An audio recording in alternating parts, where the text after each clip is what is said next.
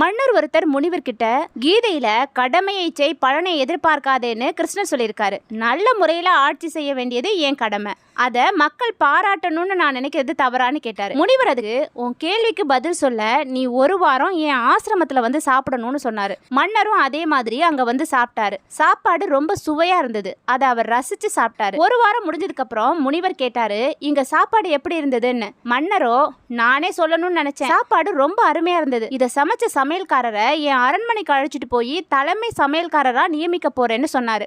முனிவர் சொன்னாரு, சுவையா சமைக்க வேண்டியது ஒரு சமையல்காரரோட கடமை. இந்த சமையல்காரர் தான் கடமையை செஞ்சாரு. இப்போ அவருக்கு அரண்மனையில வேலை கிடைச்சிருச்சு. கடமையை சரியா செஞ்சவங்களுக்கு அதுக்கான பலன் கண்டிப்பா தேடி வரும்னு சொன்னாரு. ஆசையோட அடுத்த நிலை தான் எதிர்பார்ப்பு. ஆசைக்கு அளவில்லை. பலனை எதிர்பார்க்க தொடங்கிட்டா நம்மளால அந்த செயல்ல நிச்சயம் வெற்றி பெற முடியாது. சரியா செஞ்சா அதுக்கான பலன் நமக்கு கிடைக்கிறத யாராலையும் தடுக்க முடியாது.